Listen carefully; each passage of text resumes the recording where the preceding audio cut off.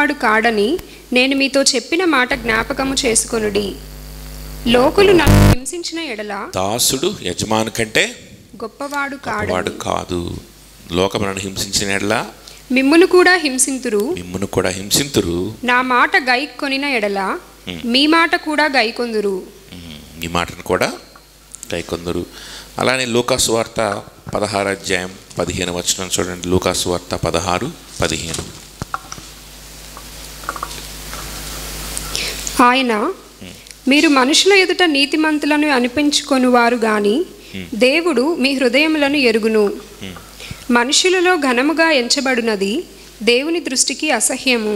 మనుషుల్లో ఘనముగా ఎంచబడిన దేవుని దృష్టికి అసహ్యము. మనుషులకు ఘనముగా ఎంచబడిన దేవుని దృష్టికి అసహ్యం. దానికంటే ఏం చెప్తున్నాడు? దానికంటే ముందు ఏం చెప్పాడు? మీరు మనుషుల ఎదుట నీతిమంతులను అనిపించుకొనువారు గాని దేవుడు మీ హృదయములను ఎరుగును. మనుషుల ముందు నీతిమంతులం అనిపించుకోవాలి అనేటువంటి ఆలోచనే అది ఏంటి అని అంటే దేవునికి అసహ్యకరం. మనుషులు ఎదుట నీతిగా ఉండడం దేవునికి అసహ్యం కాదు. నీతిమంతులుగా ఈ లోకంలో బ్రతికి మనకు ఏదన్నా ఘనతో మెప్ప వస్తే అది దేవునికి అసహ్యం అని కాదు. కానీ మనుషులు ఎదుట నీతిమంతులుగా కనపడాలని వన్స్ మనం కోరుకోవడం ప్రారంభించామనంటే, the moment you desire that you should look righteous before men, the moment you desire that you look righteous before men and that you need to get some glory from men, దేవుని నుంచి ఏదో ఘనత పొందుకోవాలని ఆశించిన మరుక్షణమే నువ్వెవరు అయిపోతావు అని అంటే దేవుని దృష్టికి అసహ్యుడు అయిపోతావు అని ప్రభు మాటలు ఇక్కడ చెప్తా ఉన్నాడు. యోహాను సువార్తలో నన్ను ద్వేషిస్తే లోకం మిమ్మల్ని కూడా ద్వేషిస్తుంది. దాసుడు యజమాని కంటే గొప్పవాడా? మీరు నాకు దాసులయ్యారు కదా, మీరు నాకు ఏమయ్యారు? శిష్యులయ్యారు కదా. శిష్యులు అనేటువంటి మాటకి ఇంకొక అర్థం ఏంటి? దాసులయ్యారు కదా. ఇంకా పచ్చిగా చెప్పాలంటే బానిసలయ్యారు కదా. యేసుక్రీస్తుకు బానిసత్వం, యేసుక్రీస్తుకు బానిసలైనటువంటి వారు లోకాన్ని జయిస్తారు. యేసుక్రీస్తుకు బానిసలైన వారు ఏ మానవుని యొక్క బానిసత్వంలో కూడా వాళ్ళు ఉండరు. ఏ వ్యసనపు బానిసత్వంలో కూడా వాళ్ళు ఉండరు. ఏ లోక సంబంధమైన దాని యొక్క బానిసత్వంలో వాళ్ళు ఉండరు. అక్కడ ఎవరున్నారు? వెనకాల ఏం చేస్తున్నారు? ఎవరు బుడ్డోళ్ళు ఉన్నారే? ఎవరు అక్కడ ఉంది? చెరి, ఎందుకున్నావు? ఏం చేస్తున్నావు అక్కడ?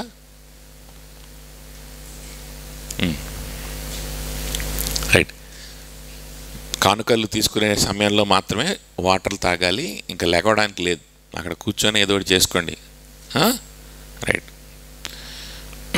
దెబ్బరా ఇది కూర్చుందా చక్కగా?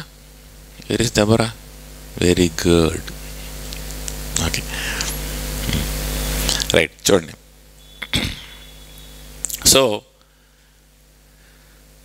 యజమానుడు, ఆ దాసుడు యజమానుడు కంటే గొప్పవాడు కాదు. మీరు నాకు దాసులయ్యారు.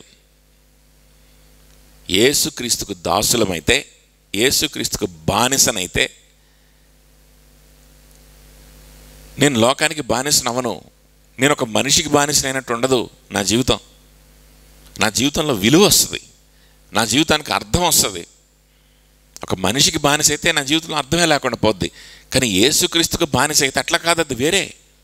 ఎందుకు అనంటే ఆయన నా కోసమే ఈ లోకానిలోకి వచ్చి ఆయన 33.5 సంవత్సరాల జీవితం అంతా నా కోసం ఆలోచిస్తూ, నా గురించి ఆలోచిస్తూ, హృదయమంతా నా మీద పెట్టి ఆయన జీవించి నా పాపముల నిమిత్తం నా శిక్ష అంతా, నా నరకాన్ని ఆయన తీసుకున్నాడు. మరలా ఆయన తిరిగి లేచి సజీవుడిగా ఉండి నా కోసం విజ్ఞాపన చేసి నన్ను నీతిమంతుడిగా నిలబెట్టుకుంటూ దేవుని దృష్టిలో ఉండడానికి, నా మీదకి ఏ నింద రాకుండా, నాకు దేవునికి మధ్యలో ఇంకేం అడ్డం కూడా రాకుండా ఉండడానికి ప్రతి అడ్డంకుని తీసేస్తూ విజ్ఞాపన చేయడానికి ఆయన అంగీకరిస్తే ఆయన సిద్ధంగా ఉన్నాడు. ఇటువంటి వ్యక్తికి బానిస అయితే మనం కృంగిపోతామా? ఇటువంటి వ్యక్తికి బానిసైతే మన జీవితంలో అర్థం లేకుండా పోతా ఇంకా అర్థం వస్తుందా? కొంతమంది ఆ పదాన్ని వినంగానే యేసుక్రీస్తుకు దాసులు అయిపోవాలా, యేసుక్రీస్తు గురించి ఆలోచిస్తూ కూర్చోవాలా, ఆయన్నే ప్రకటిస్తూ ఉండాలా, అలా అయితే నా జీవితంలో చాలా మిస్ అయిపోతానేమో అనేటువంటి ఆలోచన చేస్తుంది వెంటనే. ఏం మిస్ అవుతావు? మనుషుల చేతిలో మోసపోవడం మిస్ అవుతావు, లోకం చేతిలో మోసపోవడం మిస్ అవుతావు, ధనమోసంలో పడి నిన్ను నువ్వు కోల్పోవడం అదే మిస్ అవుతావు. అంతకు మించి ఏం మిస్ అవ్వవు. You will gain your self. If you lose everything for Christ, you will gain your self. సమస్తము క్రీస్తుకు నువ్వు సమర్పణ చేస్తే, క్రీస్తు నిమిత్తము సమస్తం విడిచిపెట్టుకుంటే నువ్వేం సంపాదించుకుంటావు? అలా కాకుండా నాకు లోకమంతా సంపాదించుకోవాలనుకొని, ఒకవేళ సంపాదించుకుందాం అనుకున్న ఎవడన్నా సంపాదించుకోగలుగుతాడు? లోకమంతా సంపాదించుకోలేడు. అది అయ్యే పని కాదు. మోసపోతాం. మనుషులు హ్యాండ్ ఇస్తారు, లోకం హ్యాండ్ ఇస్తుంది, ప్రభుత్వాలు హ్యాండ్ ఇస్తారు, డబ్బులు మోసం చేస్తాయి లేవా? డబ్బుకి ఈరోజు ఉన్న విలువ రేపు ఉండదు.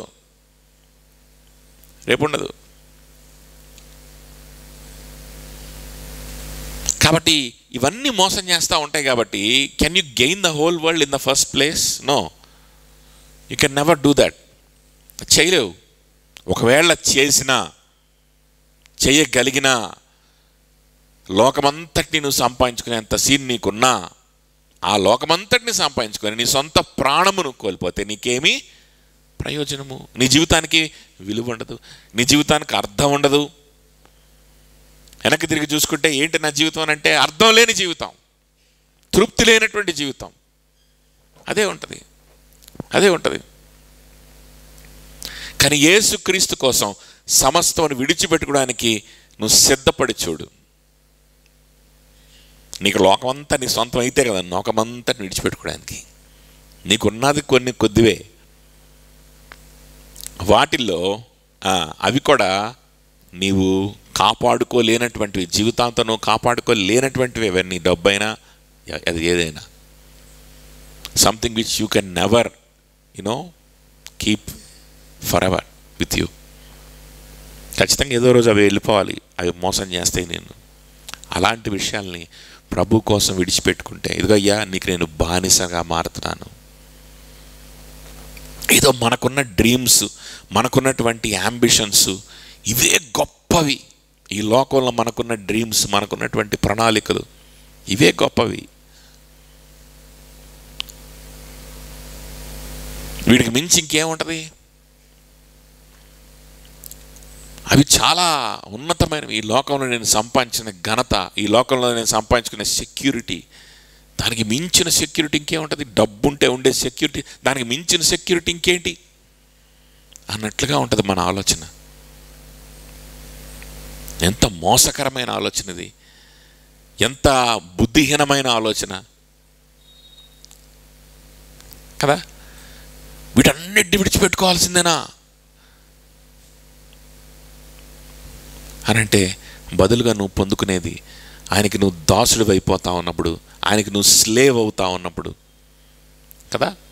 బానిస అనేటువంటి మాట వినంగానే, స్లేవ్ అనేటువంటి మాట వినంగానే, దాసులు అయిపోవడం, శిష్యులం అయిపోవడం అనేటువంటి మాట వినంగానే మనకు నచ్చదు. అందుకనే శిష్యులు అని అంటే మనం ఊహించుకునేటువంటి పిక్చర్ ఏంటి అని అంటే, ఒక టీచరు బోధిస్తూ ఉంటే, ఒక పిలకేసుకొని ఒక పంతుల్లాగా బోధిస్తూ ఉంటే ఆయన కింద కూర్చొని చక్కగా నోట్స్ రాసుకుంటా పాఠాలు వింటూ ఉన్నాం. అది ఆ శిష్యు. That is not the discipleship that Jesus is talking about. యేసుక్రీస్తు మాట్లాడే శిష్యత్వం అది కాదు. అందుకని చాలామంది థియాలజీ నేర్చుకున్నామా, నోట్స్ రాసుకున్నామా, బైబిల్ నేర్చుకున్నామా, కంటత పెట్టామా, ప్రసంగాలు చేసామా, అంతే ఉంటారు. అంతకు మించి ఎదగరు. ఎందుకంటే శిష్యత్వం అంటే అదే అనుకుంటుంటారు.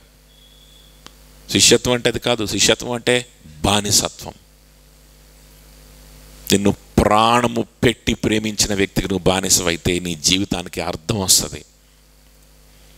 నీకోసం రక్తమంతా కార్చి, ఇదిగో శరీరము విరగ్గొట్టబడినటువంటి వ్యక్తికి నువ్వు బానిసవైతే నీ జీవితంలో నిజమైన సంతోషం, నిజమైన తృప్తి ఎక్కడా ఉండదు. ఇది ఎక్కడా ఉండదు, ఎక్కడ కూడా ఉండదు. లోకంలో చూడండి, లోకంలో వాగ్దానాలు ఉంటాయి. ఇదిగో ఘనత, ఇదిగో ఈ కెరియర్లోకి వెళ్తే ఘనత ఉంటుంది, ఈ కెరియర్లోకి వెళ్తే సెక్యూరిటీ ఉంటుంది, ఇదిగో అక్కడికి వెళ్తే ఇది ఉంటుంది, ఇక్కడికి వెళ్తే ఇది ఉంటుంది. ఈ విధంగా ఆలోచించాలి, ఈ విధంగా బిల్డ్ చేసుకోవాలి నిన్ను నువ్వు. ఎన్నో ప్రామిసెస్ ఉంటాయి. గ్రౌండ్ రియాలిటీకి వచ్చి చూడండి. ఆ డబ్బులు సంపాదిస్తున్న వారిని అడిగి చూడండి, లేకపోతే ఏంటి నీ జీవితంలో తృప్తి ఉందా? Are you really satisfied? Job satisfaction కావాలి, సెక్యూరిటీ కావాలి, అవి కావాలి, ఈ కావాలి. అక్కడైతే అది ఉంటుందంట, ఇక్కడైతే ఇది ఉంటుందంట.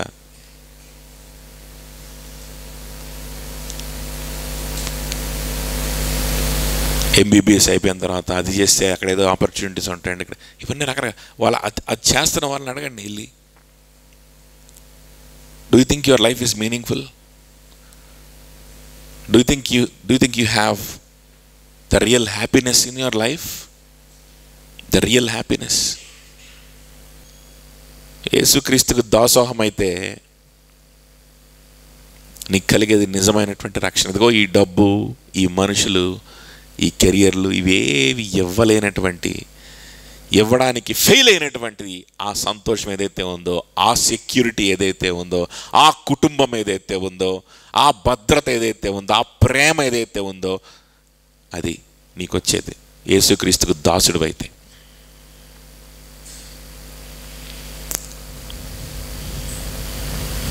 కానీ చూడండి, మనకు కావాల్సింది మాత్రం ఏంటి అని అంటే మనుషుల దగ్గర నుండి మెప్పు.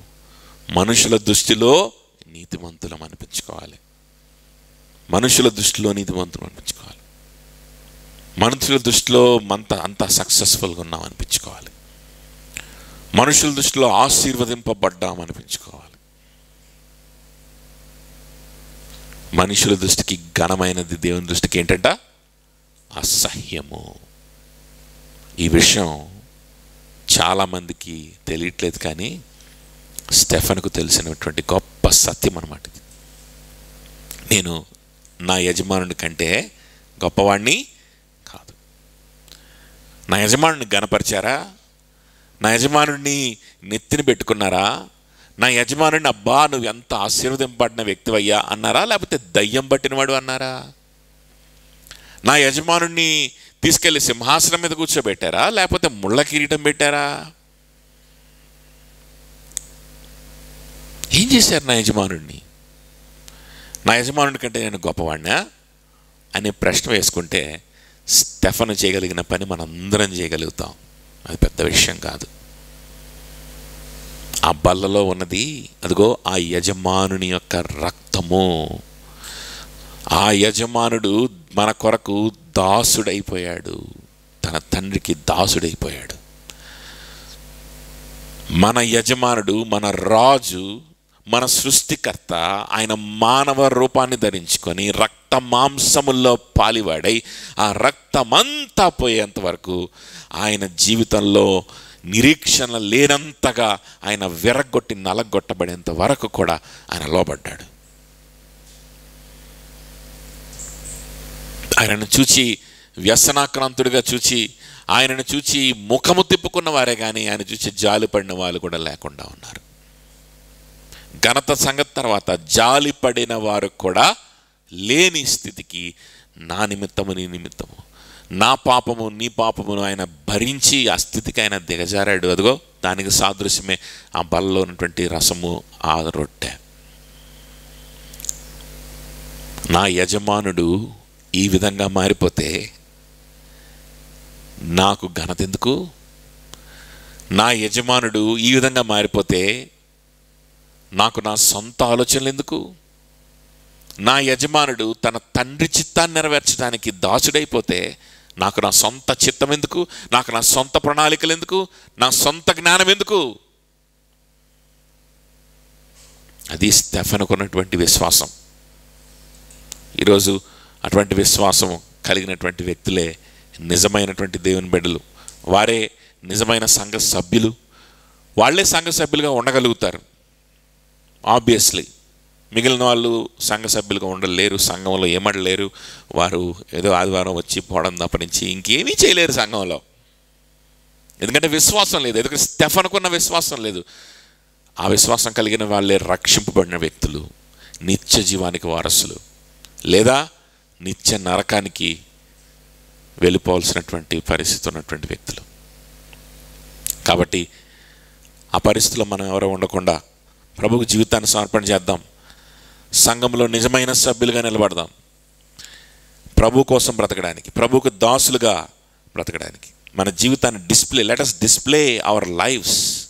కేవలం వచ్చి బలలో చేయడం కాదు, మన జీవితాలని సంఘంలో నేను ప్రభు దాసుని, ప్రభు దాసురాల్ని అని మనము ప్రదర్శించాలి. నేను ప్రభువుకి నేను బానిసని అనేటువంటి విషయాన్ని మనం ప్రదర్శించాలి. అలా ప్రదర్శించడానికి సిద్ధంగా ఉన్నవారు, అలా ప్రదర్శిస్తూ ఉన్నవారు మాత్రమే చర్చకు వచ్చిపోయే వాళ్ళు కాదు. వారే సంఘ సభ్యులు. ఇక్కడ సంఘ సభ్యత్వం అనేటువంటి బ్యాడ్జీలు, కాగితాలు, సర్టిఫికెట్లు, సంతకాలు ఏమీ లేవు. మీ జీవితమే మీ సర్టిఫికెట్. ఆ సర్టిఫికెట్ ఎవరి దగ్గర ఉందో నాకు బాగా తెలుసు. ఇక్కడ ఉన్నటువంటి విశ్వాసులు, నిజమైన విశ్వాసులకి తోటి విశ్వాసులు ఎవరో వాళ్ళకి బాగా తెలుసు. మీకు మీరు పరీక్షించుకోండి. Do you really have that certificate? నిజంగా విశ్వాసం ఉందా? నిజంగా ఆ సభ్యత్వము, ఆ బాధ్యత కలిగిన సంఘంలో సభ్యులుగా మీరు ఉన్నారా? ప్రభు కోసం సమస్తము విడిచిపెట్టి, సమస్తము ఆయనకు సమర్పణ చేసి ఆయనకు దాసత్వంలో ఉండాలని ఇష్టపడుతున్నావా? లేకపోతే నీ సొంత ఆలోచనలు విడిచిపెట్టుకోలేని పరిస్థితిలో ఉన్నావా? నీ సొంత ప్రణాళికల్ని విడిచిపెట్టుకోలేని పరిస్థితిలో, అందులోనే ఘనత ఉందని భావించే స్థితిలో ఇంకా ఉన్నావా? మనుషుల దగ్గర నుంచి మెప్పు కావాలనేటువంటి తాపత్రయంలో ఇంకా ఉన్నావా? ఆలోచించుకొని యోగ్యులుగా బలలో చేయవేద్దాం. రక్షింపబడి బాప్టిజం తీసుకొని సంఘ సభ్యులుగా బాధ్యత కలిగినటువంటి వ్యక్తులుగా ఉన్నవారు మాత్రమే ముందుకొచ్చి బలలో చేయవేయాలి. ఒక పాట పాడుకుంటూ ఉన్నప్పుడు అందరు కళ్ళు మూసుకొని మనం పరీక్షించుకుందాం. పాట అయిపోయే లోపు మరలా అనౌన్స్మెంట్ ఉండదు. పాట అయిపోయే లోపు ముందుకొచ్చి బలలో చేయవేయండి.